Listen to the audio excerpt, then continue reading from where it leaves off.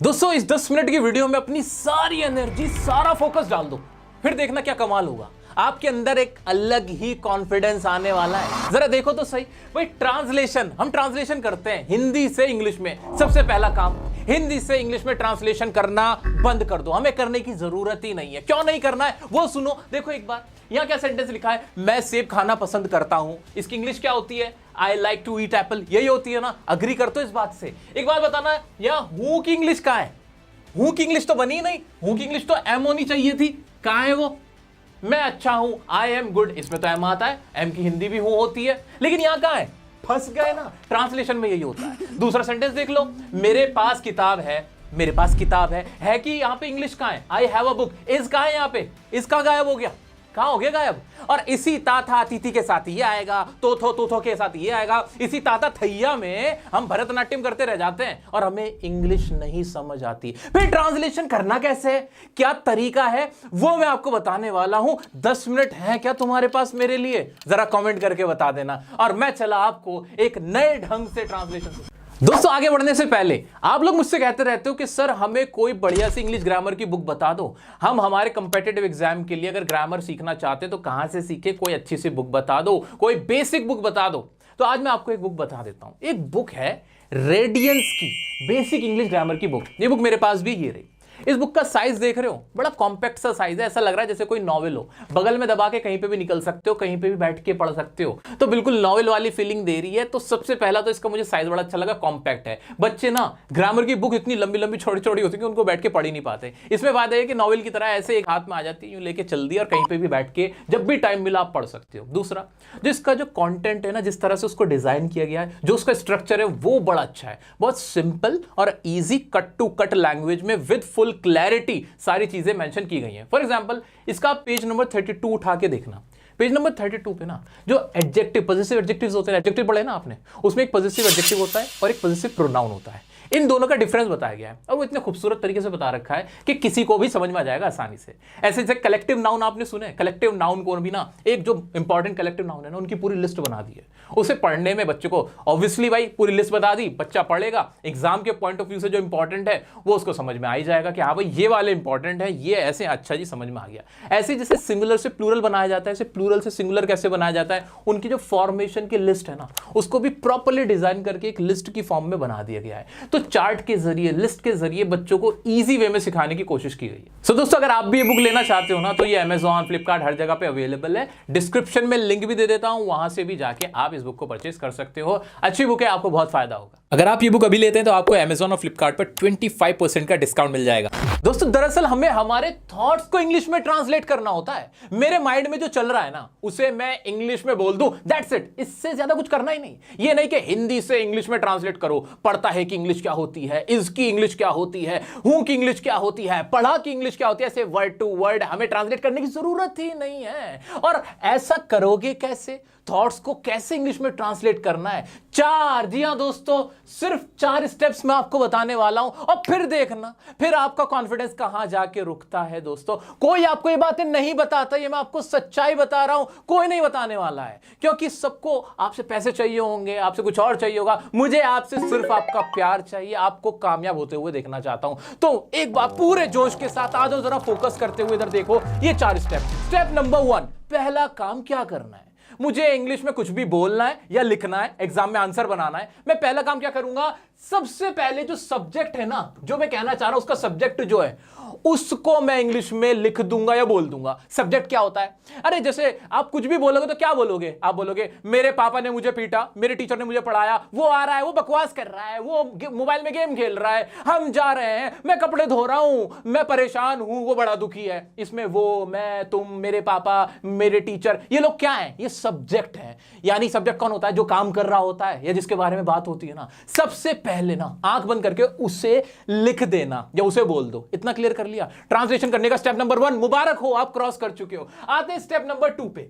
Step number 2 क्या है मेरा? अब क्या करना है? अब क्या करना है? अब आप जो भी बात बोलना चाहते हो या जो भी बात लिखना चाहते हो, जैसे मैं बोलना चाहता हूं कि मैं 2 दिन से इंग्लिश पढ़ रहा था, मैं बड़ा परेशान था, वो आ रहा है, उसने मुझसे पूछा, मैंने उसे बताया, हमने पेपर दिया, हमने बड़ी मेहनत की, हमने बड़े मजे किए, मैं कल वहां खाना खा के आया। इस तरह का मुझे कोई ना कोई तो सेंटेंस बोलना होगा ना। मुझे पहचान ये करनी है कि जो भी बात मैं कहना चाह रहा हूं जो भी बात मैं कहना चाह रहा हूं उसमें क्या कोई काम हो रहा है या नहीं हो रहा है। अगर कोई काम हो रहा है, खाने का, पीने का, हंसने का, जाने का, आने का, बोलने का, इस तरह का कोई काम हो रहा है तो उसमें लगेगा टेंस का रूल। इतना समझ में आया। अगर उसमें कोई काम नहीं हो रहा तो उसमें क्या लगेगी, हेल्पिंग वर्ब। वो बनेगा किससे, हेल्पिंग वर्ब से। हेल्पिंग वर्ब कौन सी होती है, कौन सी, या तो वो इज एम आर से बनेगा वो वाला सेंटेंस, या वॉज वर्ड से बनेगा, या फिर हैज हैव हैड से बनेगा। अब इसकी पहचान कैसे करूं मैं, इसकी पहचान कैसे करूं मैं, ये भी तो चैलेंज है। क्या कहा मैंने, आई रिपीट। ध्यान से सब लोग सुनो। स्टेप नंबर 2 मेरा क्या कह रहा है कि जो भी बात मैं कहना चाहता हूं, जो भी बात मैं बोलना चाहता हूं, या जो भी बात मैं लिखना चाहता हूं, उसमें क्या कोई काम हो रहा है। अगर काम हो रहा है तो टेंस का रूल लगेगा, मुझे ये पहचानना है ना। या कोई काम नहीं हो रहा, सिर्फ ऐसे ही कहा गया कि वो अच्छा है, वो बुरा है, उसके पास पैसे हैं, उसके पास किताब है, कोई चीज पास होने के सेंस में, या वो चीज कैसी है, बस ये बताया जा रहा है। हमें इसकी पहचान करनी है। अब वो पहचान करोगे कैसे, इतना टाइम कैसे मिलेगा, सुनो ना, सुनो, उसका भी इंतजाम है। देखो उसकी ट्रिक सुनो, आपकी आंखें फटी की फटी रह जाएंगी। ध्यान से देखो जरा इसको। मैंने आपके सामने कुछ सेंटेंस लिखे डिफरेंट। ध्यान से देखो इसको। इसके ना लास्ट में जाके देखो, वहीं से आपको पता चल जाएगा कि उसके अंदर टेंस का रूल लगेगा या नहीं लगेगा। ये आपको चुटकियों में पता चलेगा। जरा पढ़ो पहले वाला। उसके बाद 2 किताब है, लास्ट में देखो दूसरा वाला सेंटेंस देखो, तुम्हारे पापा घर जा रहे हैं। लास्ट पकड़ो, जाना कोई काम होता है, टेंस का रूल लगेगा इसमें। हमने उसे नहीं मारा, मारना कोई काम होता है, लास्ट पकड़ो, लास्ट से पता चलेगा। बताओ क्या ये कोई काम होता है, हाँ काम होता है, यानी इसमें टेंस का रूल लगेगा। ये सेंटेंस किससे बनेगा, टेंस से बनेगा। अभी सिर्फ पहचानना है। दूसरा देखो, प्रिया ने मनोज को इंग्लिश सिखाई। सिखाना कोई काम होता है, हाँ होता है, तो इसमें टेंस का रूल लगेगा। बात ही खत्म हो रही है। अब सबसे पहला पढ़ो। उसके पास 2 किताब हैं, 5 किताब है, या कोई काम हो रहा है क्या, लास्ट में पता चलेगा। नहीं, कोई काम नहीं हो रहा, सिर्फ पास होने को दिखाने के लिए। नेक्स्ट सेंटेंस देखो, वो बहुत अच्छा आदमी है। यहां सिर्फ है और कुछ भी नहीं है। क्या कोई काम है, नहीं है। क्या पहचान पा रहे हो, पहचान पा रहे हो। यही तो मेरा स्टेप नंबर 2 था। इनफैक्ट क्या था, स्टेप नंबर 2 में मेरे को सिर्फ पहचानना था कि या तो इसमें टेंस का रूल लगेगा, क्या काम हो रहा है, या फिर इसके अंदर हेल्पिंग वर्ब से बनेगा। अगर कोई काम हो रहा है तो टेंस से बनेगा, अगर काम नहीं हो रहा है तो is am are was word से हम इसको बना देंगे। अब बनाना कैसे है सर, वो सुनो। इसमें तो टाइम नहीं लगेगा। किसी को लग रहा है टाइम, चलो प्रैक्टिस करें थोड़ी सी। आओ चलो पूछ लेता हूं मैं आपसे। लेंचो एक किसान है, बताओ काम है कि नहीं। लेंचो ने लेटर लिखा, लास्ट में देखो ना, हाँ इसमें काम हो रहा है, यानी टेंस से बनेगा। लेंचो बहुत बीमार था, लेंचो बहुत उदास था, बताओ इसमें कोई काम है, नहीं कोई काम नहीं था। आ जाते स्टेप नंबर 3 पे हमारे। चलो स्टेप नंबर 3 क्या है, इतना तो मेरे सभी साथी सीख चुके हैं। स्टेप नंबर 3 में तो आंधी आने वाली है दोस्त, क्योंकि मैं आपके सामने बहुत बड़ा खुलासा करने वाला हूं। Step number 3 most important step हमारा, मोस्ट इंपॉर्टेंट स्टेप। आपको सब्जेक्ट के बराबर में, ये जो सब्जेक्ट आपने सबसे पहले बोला, इसके बराबर में आपको लिखनी है वर्ब। क्या लगानी है, अब आंख बंद करके वर्ब लगानी होती है, वर्ब बोलनी होती है। वर्ब मतलब, वर्ब कौन सी होती है, ये वर्ब कौन सी होती है वो भी सुनो। ये वर्ब कौन सी होती है भाई, ये वर्ब का मतलब होता है एक्शन वर्ब आएगी।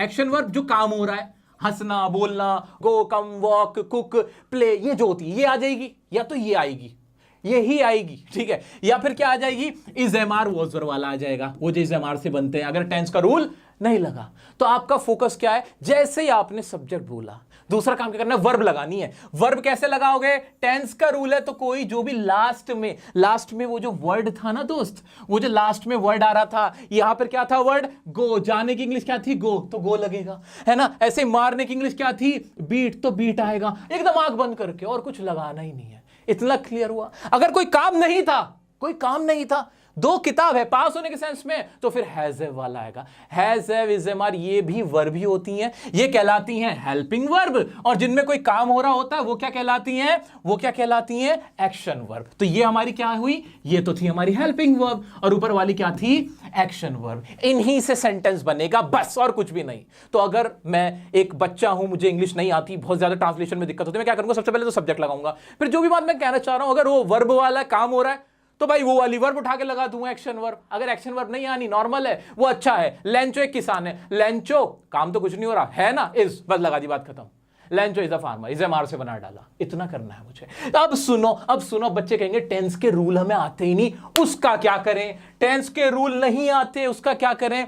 हमने यहां पे वर्ब तो लगा दिया, यहां पे हमने वर्ब तो पुट कर दिया, अब इतना काम तो कर दिया। टेंस के रूल नहीं आते, क्या करना, सुनो, कान खोल के खुलासा कर रहा हूं मैं एक और जबरदस्त। सुनो, मोस्ट ऑफ द टाइम आपको क्या करना है, वर्ब की सेकंड फॉर्म लगा देना।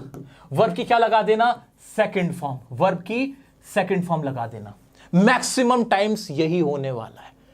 क्या, क्यों कह रहा हूं मैं ऐसा, आप जो भी बातें करते हो ना पास्ट की करते हो, और आपको most of the time second form का ही इस्तेमाल करना होता है। सब्जेक्ट रखते हैं, वर्ब की सेकंड फॉर्म, सब्जेक्ट रखे वर्ब की सेकंड फॉर्म। यही बनाओ, लेंचो ने लेटर लिखा, Lencho wrote a letter, Lencho ने लेटर को पोस्ट किया, Lencho posted the letter, Lencho send the letter, you sent, I gave, हमेशा यही चलता है। तो क्या दिमाग में रखना है, सोच के देख लो, तुम सोच के देख लो कल तुमने क्या क्या काम किया, सोच के देखो, बनाओ उसके इंग्लिश के सेंटेंस। सब्जेक्ट रखो वर्ब की सेकंड, सब्जेक्ट रखो वर्ब की सेकंड फॉर्म, सब्जेक्ट रखो वर्ब की सेकंड फॉर्म। तो टेंस में भी सारे टेंस का इस्तेमाल हमें करना ही नहीं होता। हम क्या करते हैं, वर्ब की सेकंड फॉर्म रखते हुए चले जाते हैं। तो अपनी पहली प्रेफरेंस क्या रखनी है कि वर्ब की सेकंड फॉर्म लगानी, पास्ट मान के चलना, अगर पास्ट में बात हो रही है, और पास्ट में ही ज्यादा हम बातें करते हैं। लेकिन दूसरा और इंपॉर्टेंट टेंस कौन सा है जिस पर आपको ध्यान देना है, या तो पास्ट इंडेफिनिट होता है या प्रेजेंट इंडेफिनिट। अगर आज की कोई बात है ना, प्रेजेंट की बात हो रही होगी, तो हो ना हो आप वर्ब की फॉर्म फर्स्ट लगाने वाले हो और प्रेजेंट इंडेफिनिट में बात करने वाले हो। ये दो टेंस पक्के कर लो। इन टेंस में भी कुछ ज्यादा नहीं है, एक में वर्ब की फर्स्ट फॉर्म है और दूसरे में वर्ब की सेकंड फॉर्म, बस दैट्स इट। 3 स्टेप्स है, प्रैक्टिस करके देखो, अभी तुम्हें करा देता हूं, देखो कितनी आसान ट्रांसलेशन हो जाएगी। फिर कुछ ज्यादा नहीं सोचना है। स्टेप नंबर 4 भी मैंने आपको बताया था, उसमें क्या करना है, सर सबसे बड़ी समस्या ये आती है कि जब हम ट्रांसलेशन कर रहे होते हैं हमें वोकैबुलरी पता नहीं होती, वर्ड मीनिंग पता नहीं होते, वोकैबुलरी का प्रॉब्लम होता है। तो उसका तरीका सुनो, आपको परफेक्शन की तरफ नहीं जाना है, आपको परफेक्शन की तरफ जाना ही नहीं है, परफेक्शन की तरफ नहीं जाना है। अभी जितना बताया उससे स्टार्ट करो। फॉर एग्जांपल आपको बोलना है कि वो चौराहा रोड का मुझे बड़ा अच्छा लगा, रोड का वो चौराहा मुझे बड़ा अच्छा लगा। अब आप कहोगे चौराहा की तो इंग्लिश मुझे आती ही नहीं है, चौराहा की तो इंग्लिश मुझे आती ही नहीं है। अब क्या बनाऊं यहां पे, इतना तो मैंने फौरन बनाया, आई लिखा, अच्छा लगा, लास्ट में अच्छा लगा तो लाइक, आई, और सर ने कहा था पास्ट वाला होता है तो सेकंड फॉर्म लगती है, आई लाइक्ड, बस यही तो करना था। सब्जेक्ट रखना था, वर्ब की सेकंड फॉर्म लगानी थी और आगे बढ़ानी थी गाड़ी, यही तो करना था। आई लाइक्ड, और चौराहा को क्या बोलूं? क्या आप इससे अपने वर्ड में कुछ बना सकते हो? हाँ, आप ऐसा भी तो बोल सकते हो, I like that part of the road, क्या ये गलत हो जाएगा? नहीं, काम तो चल रहा है ना, हाँ चल रहा है काम, क्या ये गलत हो जाएगा? नहीं, आपको अपने मन की बात ही तो आगे तक पहुंचानी होती है, इसे ही कहते हैं अपने वर्ड में बताना।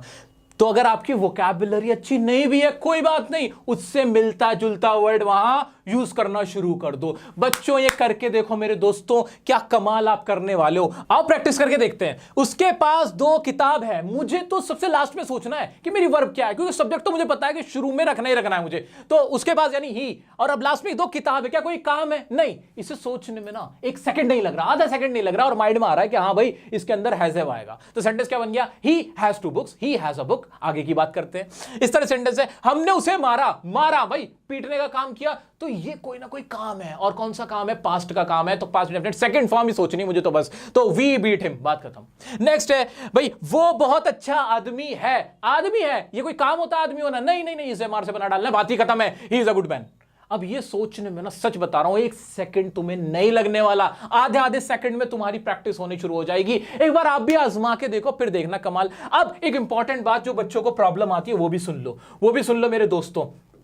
भाई ये जो सब्जेक्ट आएगा ना, 90% तो यही हमारा सबसे शुरू में आएगा, लेकिन 10% क्या होता है, एक होते हैं हमारे इंटरोगेटिव सेंटेंस, WH फैमिली वाले, जहां सवाल पूछा जाता है वहां WH फैमिली पहले आ जाती है। कोई बहुत बड़ा रॉकेट साइंस नहीं है, बस उनको देख लेंगे हल्का फुल्का, वो बहुत कम इस्तेमाल होते हैं, ठीक है। लेकिन 90% तो श्योर रहो कि यहाँ क्या आने वाला है, सब्जेक्ट ही आने वाला है। एक और बात, बच्चे प्रैक्टिस करना ही शुरू नहीं करते, कहते डर लग रहा है, गलती हो जाएगी, ये हो जाएगा, वो हो जाएगा। शाहरुख खान को आपने बोलते हुए देखा है? भाई जो शाहरुख खान आज है वो 58 ईयर्स ओल्ड है, 58-59 साल की उम्र के शाहरुख खान है। आज से 30 साल पहले का शाहरुख खान क्या ऐसी इंग्लिश बोलता होगा, क्या ऐसी इंग्लिश लिखता होगा? नहीं, तब फर्क था। और कुछ किस्मत से जो पहला मैंने काम ही किया एक्टिंग का भी, तो वो रोहित शर्मा की मैं पुरानी वीडियो तुम्हें अगर दिखा दूं ना, तुम यकीन नहीं करोगे कि यार कैसे अटक के इंग्लिश बोल रहा है। Exams. So I used to come here. I came for the selection. but unfortunately there was so much of people around, so much of crowd that I didn't get chance to go. There was a big queue for batting selection. तो आज आपकी उम्र 18, 20, 25, 30 साल है, कोई बहुत ज्यादा उम्र नहीं है तुम्हारी। एक्सपीरियंस के साथ आप बहुत अच्छा और भी करोगे। स्टार्ट करो, मैंने तरीका बता दिया है, बस धुएं उड़ा दो अब इसके, और देखना प्रैक्टिस करते करते आपका माइंड कितना शार्प हो जाएगा। ये क्रक्स निचोड़ ट्रिक दे चुका हूं मैं तुम्हें। दोस्तों, मैं अक्सर शाहरुख खान की इंग्लिश का एग्जांपल देता रहता हूं, वो भी पॉजिटिव वे में।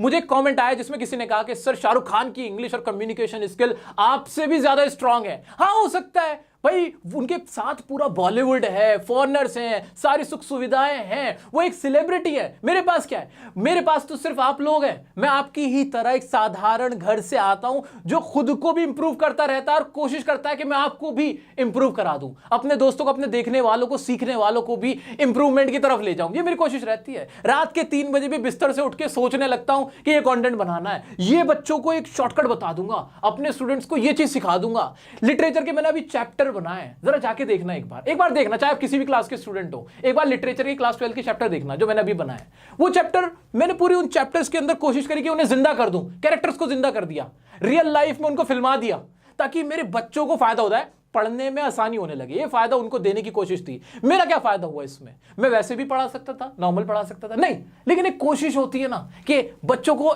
इंप्रूवमेंट की तरफ ले जाओ, उनका इंटरेस्ट बढ़ जाए पढ़ाई के अंदर। ये कोशिश और कर रहे और करते रहेंगे। दोस्तों, आज की भी ये कोशिश कुछ इसी तरह की कोशिश है। कोशिश को ना खाली मत जाने देना, अब ना इसी तरह से प्रैक्टिस करना है। 4 स्टेप माइंड में रखना और घबराना मत।